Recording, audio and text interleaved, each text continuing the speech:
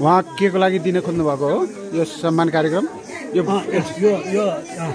यो मैले यो अध्यक्षको नाताले अहिलेको यो समितिले हाम्रा एउटा यो वंशावली भादर गोत्रीय पाण्डे समाजको वंशावली चाहिँ एउटा चाहिँ एकदम खटेर यो उहाँले चाहिँ 75 सालबाट 78 सालसम्म खटेर चाहिँ जुन एउटा योगदान गर्नुभयो हाम्रो कुलहरूको एउटा हाम्रो गोत्रीय भाइहरूको चाहिँ जुन एउटा वंशावली तयार गर्नुभयो यो उहाँ एउटा सहयोग गर्नुभयो। उहाँ एउटा प्रमुख पात्र हुनुहुन्छ यो वंशावली निकाल्नको लागि। बाबुराम सर एकदम चाहिँ प्रमुख पात्र हुनुहुन्छ। त्यस कारणले उहाँको एउटा उच्च मूल्याङ्कन गर्दै हामी यो समितिबाट भादर गोत्रीय पाण्डे समाज नेपालको जुन हाल वर्तमान एउटा कार्य समिति छ, भारद्वाज गोत्रीय पाण्डे समाजको वंशावली निकाल्नको लागि प्रमुख भूमिका नेतृत्वदायी भूमिका निर्वाह गर्नुभएको हुनाले यो पदर प्रदान गर्नुभएको योगदान चाहिँ एउटा चाहिँ समय दिएर रात दिन खटेर यो यस्तो चाहिँ एउटा रिकर्डहरू तयार गरेर चाहिँ जुन एउटा निकालेर हाम्रो बन्धुहरूको हातमा चाहिँ त्यो एउटा चाहिँ प्रथम अङ्क जुन एउटा चाहिँ निकालेर चाहिँ हातमा ल्याउनुभयो। उहाँलाई चाहिँ एउटा धन्यवाद दिँदै र त्यसको उच्च मूल्याङ्कन गर्दै यो एउटा चाहिँ सम्मान पत्र हामीले चाहिँ दिने निर्णय गरेको छ। त्यस कारण यो दिइदिनु हुन म हजुर गर्न चाहन्छु र यो हाम्रो दोस्रोलाई पनि उडाएर मैले सम्मान गर्न चाहन्छु।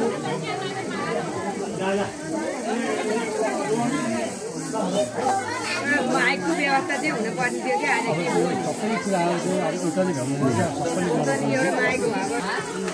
अब आज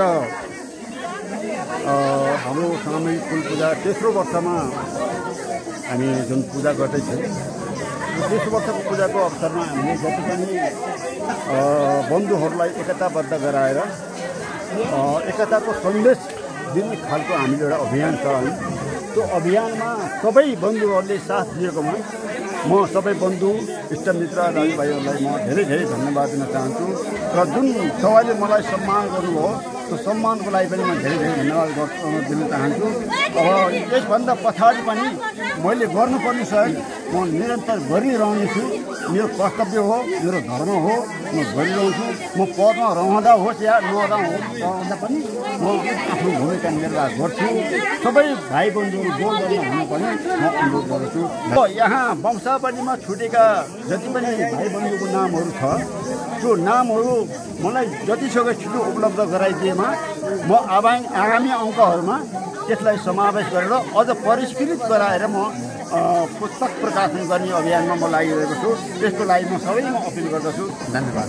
आज जुन यो सम्मानको कार्यक्रम कुल पूजाको कार्यक्रम जसरी आयोजना भयो त्यसलाई सबै भाइ बन्धुहरूले सबै अब युट्युब च्यानलमा जोडिनु हुने सामाजिक सञ्जालमा जोडिनु हुने सबै महानुभावहरूले यसलाई सब्सक्राइब गरिदिनु होला अनि लाइक गरिदिनु होला, कमेन्ट गरिदिनु होला, सुझाव दिनु होला।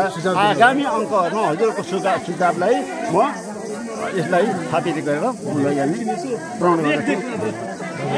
म एउटा अध्यक्षको हैसियतले म के भन्न चाहन्छु भने अहिले यो हाम्रो सामूहिक कुल पूजा जुन भइरहेको छ हर्ष उल्लासमय वातावरणमा भइरहेको छ। यसमा सबै बन्धुहरूलाई एउटा चाहिँ धन्यवाद दिन चाहन्छु। अहिलेको वर्षको पूजामा हामीले 122 धुरीबाट चाहिँ हामीले चाहिँ सहभागी बनेर चाहिँ भएको हाम्रो चाहिँ रिकर्ड हामीले कायम गरेका छौँ।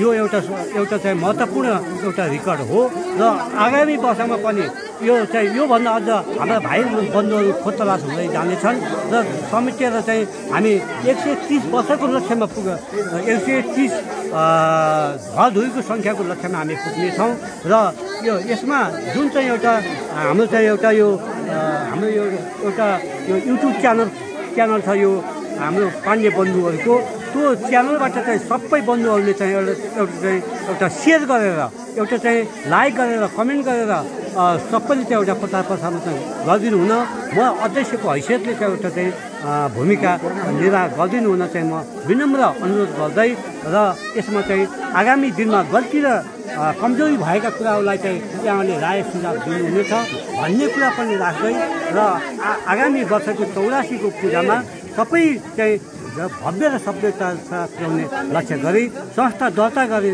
कुरा सहित जोडेर अनि त्यसपछि यसलाई चाहिँ अगाडि बढाउने म एउटा अध्यक्षको हैसियतले म अगाडि बढाउन चाहन्छु र यसमा सबै भाजा गोत्रीय पाण्डे समाजका बन्धुहरूले चाहिँ यसलाई टेवा दिनुहुन र सपोर्ट गरिदिनु हुन र खोज्चालासको नीतिलाई राय दिनु हुन म अनुरोध गर्दै म मेरो 2 शब्द अन्त्य गर्न चाहन्छु। हवस् त, नमस्ते।